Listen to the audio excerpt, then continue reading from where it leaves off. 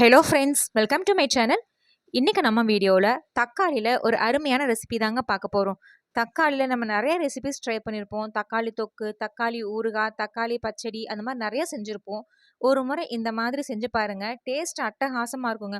சப்பாத்தி, பூரி, குறிப்பாக பிரியாணி கூட சாப்பிட்றதுக்குலாம் அல்டிமேட்டாக இருக்கும். வாங்க எப்படி பண்ணுறதுன்னு பார்க்கலாம். இது செய்யறதுக்காக நல்ல பழுத்த தக்காளி எடுத்துக்கணுங்க. தக்காளி பழுத்து இருக்கணும், ஆனால் கொலகொலன்னு இருக்கக்கூடாது. நல்லா கல் மாதிரி கெட்டியாக இருக்கணும். நல்ல பழுத்த கெட்டியான தக்காளியாக எடுத்துக்கணும். நாட்டு தக்காளியிலே செய்யுங்க, அப்போ தான் நல்லா சுவையாக இருக்கும். இந்த தக்காளி நல்லா கழுவி க்ளீன் பண்ணிவிட்டு இதோட அடிப்பகுதியில் நான் காமிச்சிருக்க மாதிரி 4ஆக கீறி எடுத்துக்கலாம். இப்போ எடுத்து வச்சிருக்க தக்காளி எல்லாத்தையுமே இதே மாதிரி கீறி எடுத்து வச்சுருக்கேங்க. அடுத்ததான் ஸ்டவ்வில் ஒரு பேன் வச்சுட்டு அதில் ஒரு 200 ml 300 ml அளவுக்கு தண்ணி சேர்த்துக்கலாங்க. தண்ணி இந்த மாதிரி லைட்டாக கொதிக்க ஆரம்பிக்கிற டைமில் நம்ம கீறி வச்சிருந்த தக்காளி எல்லாத்தையும் இது கூட சேர்த்துக்கலாங்க. நீங்கள் இந்த மாதிரி கொதிக்கிற தண்ணியிலும் சேர்த்து வேக வச்சு எடுக்கலாம், இல்லை இட்லி பாத்திரத்தில் ஆவிலையும் வேக வச்சு எடுத்துக்கலாங்க. அது நம்ம விருப்பம்தான்.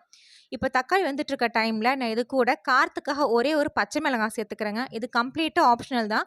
பச்சை மிளகாய் சேர்த்து செய்யும் போது அந்த காரம், புளிப்பு எல்லாம் சேர்ந்து சாப்பிட்றதுக்கு சூப்பராக இருக்கும். உங்களுக்கு பச்சை மிளகாய் சேர்க்க விருப்பம் இல்லை அப்படின்னா அந்த ப்ராசஸை ஸ்கிப் பண்ணிவிடுங்க. இப்போ ஒரு 5 நிமிஷம் கழித்து பார்த்தீங்கன்னா அந்த தோல் அப்படியே பிரிஞ்சு வர அளவுக்கு வெந்து வந்திருக்கும். இந்த அளவுக்கு வேக வச்சா போதும். ரொம்ப அப்படியே கொலகொலன்னு வேக வச்சிடாதீங்க. தோல் பிரிஞ்சு வர அளவுக்கு வெந்தால் போதும்.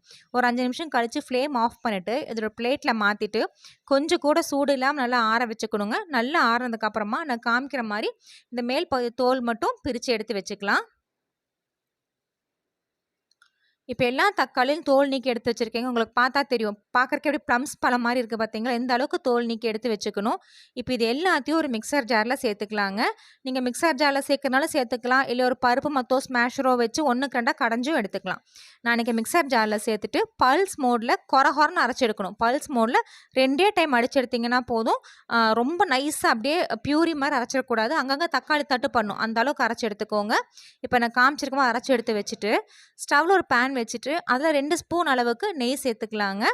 நெய் கொஞ்சம் நல்லா சூடானதுக்கப்புறமா இதில் சின்ன துண்டு பட்டையாக ஒன்று, ஒரே ஒரு கிராம்பு, ஒரு ஏலக்காய், இது எல்லாத்தையும் சேர்த்துக்கலாம். இது கூடவே ஒரு 10 முந்திரி, முழு முந்திரி அப்படியே சேர்த்துக்கலாங்க. நீங்கள் விருப்பப்பட்டீங்கன்னா கூட 10 திராட்சை பழமும் சேர்த்துக்கலாம். நான் இன்றைக்கி திராட்சை பழம் சேர்க்கல, அதுக்கு பதிலாக பேரிச்சம்பழம் எடுத்து 1க்கு 2 கட் பண்ணி வச்சு இது கூட சேர்த்துக்கலாம். பேரிச்சம்பழம் கண்டிப்பாக சேருங்க, நல்லா சுவையாக இருக்கும். சேர்த்துட்டு இது ஒரு 2 நிமிஷம் அந்த நெய்யில் நல்லா வறுத்து எடுத்துக்கலாங்க. நம்ம சேர்த்துருக்கிற முந்திரி லைட்டாக செவந்து வரணும். அந்த மாதிரி செவந்து வர டைமில் இது கூட நம்ம ஏற்கனவே கொரகொரன்னு அரைச்சி வச்சுருந்தீங்களா தக்காளி, அது கூட சேர்த்துக்கலாம். நீங்கள் முந்திரியும் பேரிச்சம்பழம் நெய்யில் வறுத்ததுக்கப்புறமா தனியாக எடுத்து வச்சுட்டு அந்த நெய்யில் இந்த தக்காளி விழுதை சேர்த்துக்கலாம். நான் இன்றைக்கி வறுத்து எடுத்த முந்திரியும் பேரிச்சம்பழத்துக்கூடயும் தக்காளி விழுதை சேர்த்துக்கிறேன்.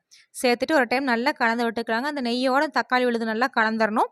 அங்கங்கே 1க்கு 2 இருக்கிற தக்காளியில் நல்லா உடச்சி விட்டுட்டு அந்த நெய்யோட தக்காளி விழுது நல்லா கலந்து விட்டு எடுத்துக்கோங்க. தக்காளி விழுது நல்லா கலந்ததுக்கப்புறமா இது கூட 2 சிட்டிகை அளவுக்கு உப்பு சேர்த்துக்கலாம். உப்பு ரொம்ப அதிகம் வேண்டாம், 2 சிட்டி அளவுக்கு சேர்த்துனா போதும். சேர்த்துட்டு ஒரு டைம் நல்லா கலந்து விட்டுட்டு ஃப்ளேம் மீடியமில் வச்சு ஒரு 8லேருந்து 10 நிமிஷங்க இந்த தண்ணியெல்லாம் நல்லா இஞ்சி கொஞ்சம் திக்காக வரணும், அந்தளவு கொதிக்க வச்சு எடுத்துக்கலாம். இதுக்கு ஒரு மூடி போட்டுருவோம். கரெக்டாக ஒரு 8 நிமிஷம் கழித்து பார்க்கலாம். இப்போ 8 நிமிஷம் ஆயிடுச்சுங்க. ஓப்பன் பண்ணி பார்க்கலாம். உங்களுக்கு பார்த்தாவே தெரியும், அந்த மேலே இருக்கிற தண்ணியில் அப்படியே இஞ்சி கொஞ்சம் திக்காக ஆரம்பிச்சிருக்கு. இந்த அளவுக்கு கொஞ்சம் நல்லா திக்காகி வரணும். இந்த அளவுக்கு திக்கானதுக்கப்புறமா நல்லா கலரி விட்டுட்டு இது கூட இனிப்புக்காக ஒரு 3/4 கப் அளவுக்கு நாட்டு சர்க்கரை சேர்த்துக்கிறேங்க. நீங்கள் நாட்டு சர்க்கரைக்கு பதிலாக வெள்ளை சர்க்கரையும் சேர்த்துக்கலாம். நான் 3/4 கப் நாட்டு சர்க்கரையில் ஒரு 1/2 கப் அளவுக்கு மட்டும் முதல்ல சேர்த்துக்கிறேன். சேர்த்து நல்லா கலந்துட்டு இனிப்பு செக் பண்ணிவிட்டு பத்தலைன்னா திரும்பியும் சேர்த்துக்கலாம்.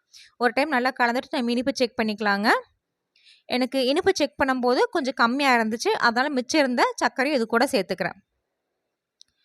சேர்த்துட்டு ஒரு டைம் நல்லா கலந்து விட்டுக்கலாங்க. கலந்துட்டு ஃப்ளேம் மீடியமில் வச்சுட்டு இதுக்கு ஒரு மூடி போட்டுடலாங்க. கரெக்டாக ஒரு 3லேருந்து 5 நிமிஷம் இந்த சர்க்கரை விடுற தண்ணியும் ஏற்கனவே தக்காளி விடுதுலேருந்து கொஞ்சம் நஞ்சம் தண்ணியும் நல்ல இஞ்சி நம்ம மேலே சேர்த்துற நெய்யெல்லாம் பிரிஞ்சு வரும், அந்தளவு கொதிக்க வைக்கணும்.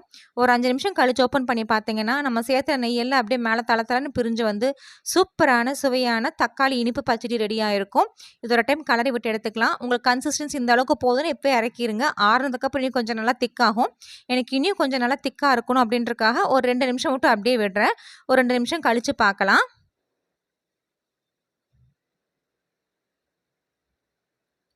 இப்போ 2 நிமிஷம் கழிச்சு பார்த்தீங்கன்னா, திரும்பி நல்லா தளன்னு கொதிச்சு அந்த நெய்யெல்லாம் மேல பிரிஞ்சு வந்திருக்கு.